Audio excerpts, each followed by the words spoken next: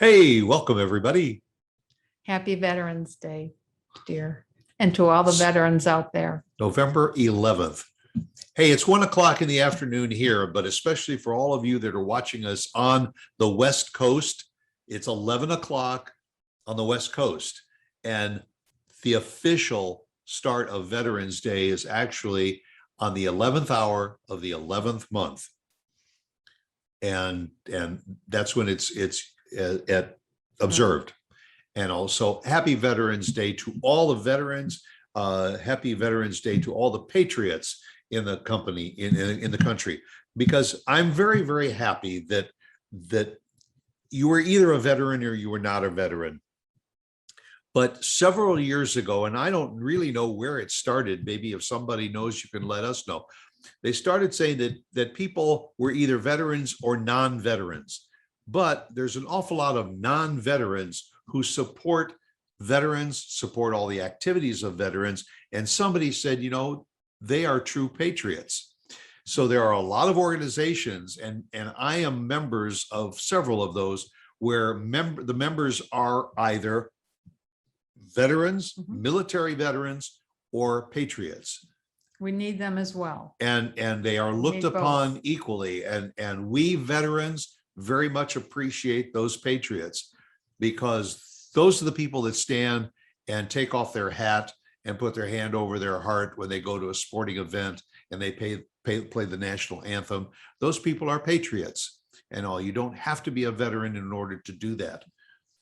And all, and Veterans Day is something that some people overlook. And I think the younger the generation, the more they don't really know the full extent of what Veterans Day is all about, because when they turn on the TV, they see that get an extra $500 off for buying or leasing a vehicle this weekend. First of all, they don't turn on the TV anymore. Well, they just, that's number one. They Google it. But yeah, even on your phones or your iPads, the pop-ups coming up, you know, are savings here, you know, mattresses, which are always on sale. I've never seen a mattress at a regular price, but you know, we've had that for a while now. In the beginning, I think it was maybe because there was a recession going on and they were pulling at strings. They needed to do anything they could to get customers in. And so you used any holiday you could to get people in. President's Day sale, Memorial Day sale, 4th of July sale, Flag Day sale, Veterans Day sale. Yeah. All of them, in addition to the others, the Valentine's Day and Mother's Day, Father's Day. If you haven't served in the military, I don't think, especially when you're young, I don't believe that you think about it as much unless you had a parent that served. Then maybe you would think about it more. But if you haven't, then I think it just kind of falls by the wayside. We clearly don't have enough people to put out flags. I think that we are about the only ones on our block. Maybe there's one other one, but there clearly aren't enough flags out. Well, although I'm happy to see the HOAs in our area. Yes, well, and for instance, in our area, and if you're watching or listening anywhere in the country, our local VFW post started a program. It was the VFW. No, I'm sorry, it wasn't. It was the Rotary Club. One of the Rotary clubs started a project, and what they do is, for I think it's $75 a year, they will come out and what they do is they put a little a pipe into the soil near the street. They put a little pipe in there, and then for the major holidays, they come around and they put a flag on your property. They leave it out the day before, the day of, and sometimes the day after, and they pick it up and they store it. And then the next holiday, and it's like $75 a year. It's a great, for 5 or 6 holidays out of the year. Great money-making project for the Boy Scouts, VFW, the American Legion, any nonprofit organization that wants to raise funds. It's a great way to do it. Yeah, there's some man hours involved in it, but it really has made a difference in the neighborhood when you drive up and down the streets and you see more and more flags that are there for those holidays. Yeah. Um, I'm proud to say that our HOA does do that. I had heard about it, and so I was fairly instrumental in getting that started. And, In our and, HOA and and, many of them. and the board Mhm. now has continued with that. And I'm really thrilled to If see you, that they yeah, do if it. you live in an HOA, and I'll consider that as an option, it's very, very low cost. In your town, maybe they don't have it. Find somebody that may be interested in starting the program. But it is, as I say, very, very low cost. And we have several entrances into our community. And there are American flags placed there Most of the before entrances. before not all. the Yeah. holidays. And if you only have one entrance, fine. Yeah. If you got 3, 4 entrances, it's Whatever your HOA can afford. At least it's something that you yourself don't have to worry about doing. Right. Somebody else does it like clockwork. But if you can also put it outside your front door, your back door, whatever. I think it behooves all of us to do that. That's the least we can do. What for does our it do? service Yeah, it members. tells your neighbors either a veteran lives here or a patriot lives here. Mhm. Somebody that believes in honoring this holiday by posting a flag in front of the house. And I think everybody should do it. I'm from a generation where my neighborhood, it was you had to go out of your way to find somebody that didn't put Yeah. out a flag for the holidays. Now, it's kind of 50-50. And I don't know whether it's people forget or people just don't take the time. And by the way, the builder of all the homes in our community put a Flag holder. flag holder Mhm. near the front door of every property. So it's a matter of just taking the flag and Just putting Putting it in there. putting it out there. Yeah, But- how's the attendance been at the services? Because our city usually, sometimes do they have 2 services? a day, Well, or what is they've it done one? in our community, what they've done is in our community park, large community park. Usually Memorial Day is done by the American Legion, and Veterans Day is done by the VFW. And they have a ceremony. They invite the mayor to come out. They have the Boy Scouts come out and do the colors. And they make it into something meaningful. I remember growing up, there were always Memorial Day parades, 4th of July parades, and Veteran Day parades. Sometimes there were parades for other things like Labor Day and all, but those, and you would put your folding chairs in the back of the car, and you'd go to the downtown area, and you'd sit on the street, and you'd watch the fire trucks go by, and you'd watch the veterans, of World War II and all in the convertibles go by, and it meant something, and it should continue to mean something. Those World War II veterans are almost gone, and now it's my generation, the Korean and the Vietnam veterans, and we're the ones that are being invited to ride in those convertibles or to sit on the street and to applaud for our fellow veterans. But the biggest point that I guess I would want to make is we got to teach the kids about this, how important it is to thank a veteran. If you see one in the store in an aisle and he's wearing a hat that says Army, Navy, Air Force, Marine, as a veteran, Thank them. stop. It takes 20 seconds to say, sir, excuse me, or ma'am, thank you for your service. It goes a long way with a veteran to say that.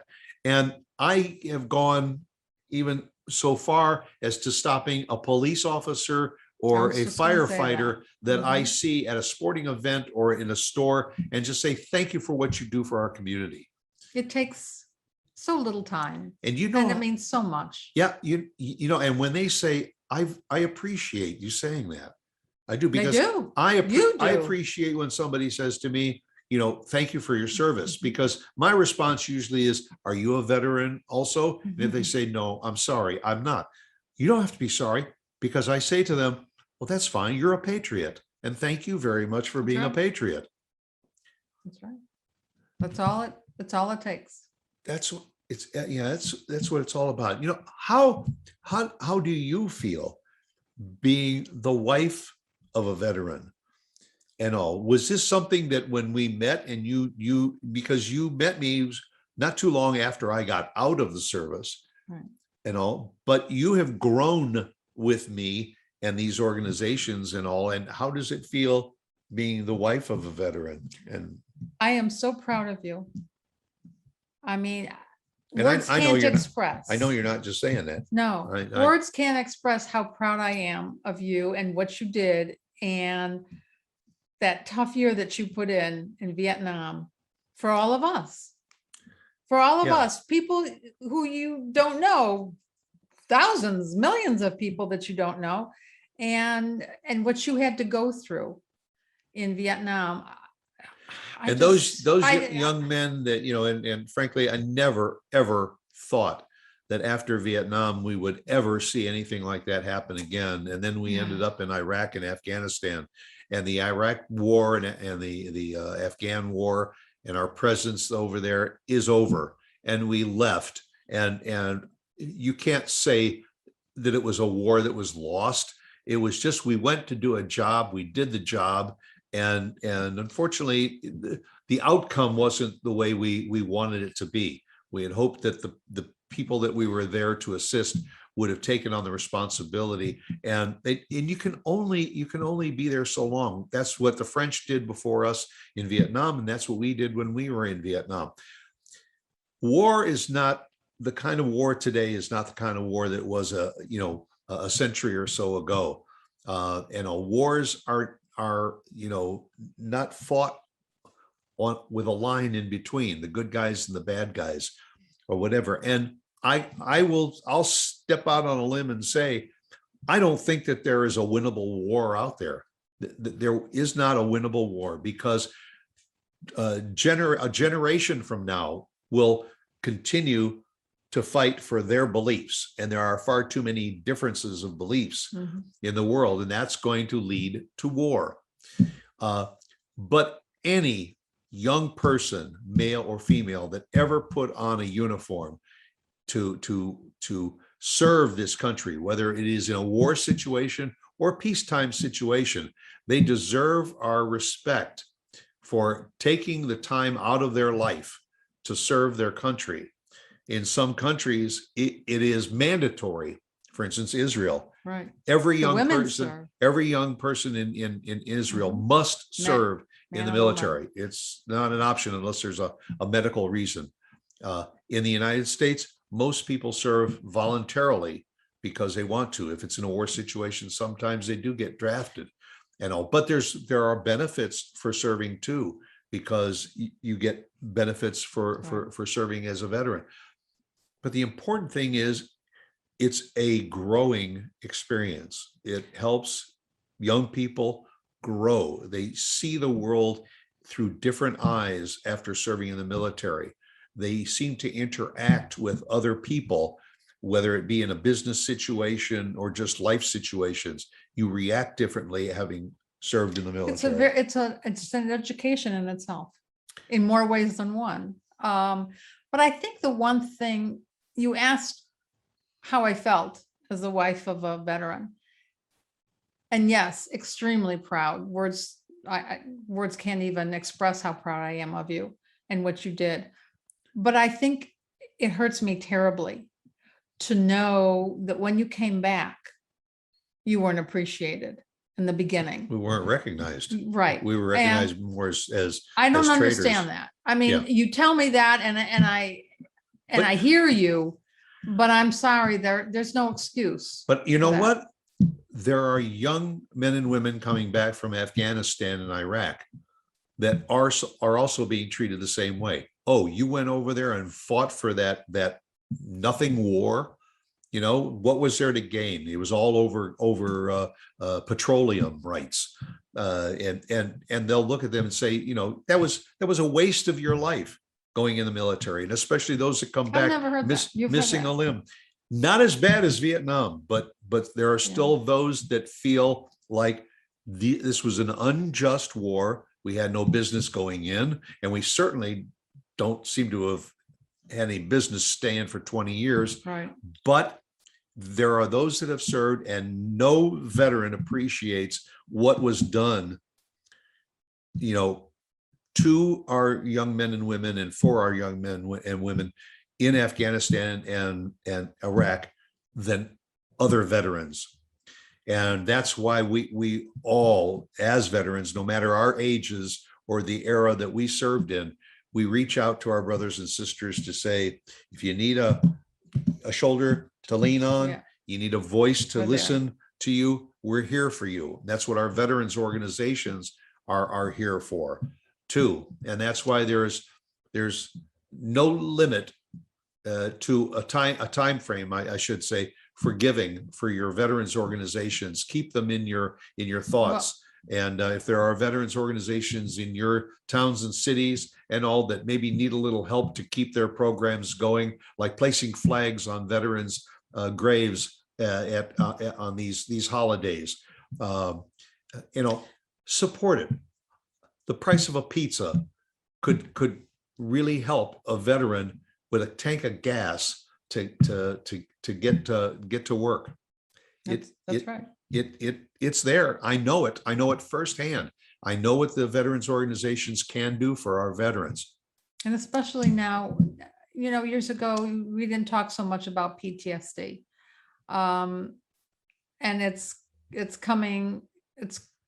come more in the last few years. And I think we need to help our veterans more. In World War I and World War II, it was called shell shock. That's true. And all. And then they after Vietnam, they put a name to it, called it post-traumatic stress. And for those that suffered from it, it became a syndrome. So it became the post-traumatic stress disorder. I'm sorry. But you know firsthand that if she's in the kitchen and she drops a spatula on the floor, I jump. You react. It's a developed reaction, and I can't get away from it. Well, I have to admit that when I first heard post-traumatic PTSD, post-traumatic stress, I thought, just another name, psychobabble. And then, yes. And then I saw it firsthand with you. And I felt badly about it, that I didn't recognize it in the beginning. But unfortunately, I don't think there was enough education. People didn't understand it. And that's why we have to keep talking about it. And we need educating the younger generation, because while I very, very much appreciate, your support over the years for me as being a veteran, I really get a very, very good, warm, fuzzy feeling when my son and my daughter call me on Veterans Day, Memorial Day, whatever, and say, Happy Veterans Day, Happy Memorial Day. And they remember. And now my grandson, that's what it's all about. That's what will make this veteran, and that what makes all veterans feel like, it was worth it. And I guess I probably could have finagled my way out of serving in the military, because in the 60s, when the Vietnam War was in its heyday, people were scrambling to get any way they could to get out of serving and all. And a lot of my friends didn't serve because they got 4F. They were deemed not worthy to serve. Yeah. I went. It's made me a better man. It's made me a better understander of what veterans are all about, what they go through. It would have to, yeah. And to all of my good, solid friends in the VFW, the American Legion, the DFW Veterans Chamber of Commerce, and so many other organizations around, I so support each and every one of you and believe in each and every one of you. And together we're stronger as veterans. And I thank everybody from the bottom of my heart. And I thank you again for all that you did and all the sacrifices you went through. And I hope if you don't have your flags out right now, please, when this show is over, even if you have a little one, put a little one out. Stick it in the soil and take a look at it. Absolutely. And if not, get that big flag out of the garage and put it either in the soil or in a holder. Maybe you have a holder. But Yeah. let's honor our veterans. Do it. We appreciate you. We appreciate it if you do, and we thank you if you do. We also thank you for tuning in to Opposite Saxes, and hope that you'll continue to do so every week, because we'll be right back here again, 1 o'clock next week. Until then, happy Veterans Day. Happy Veterans Day.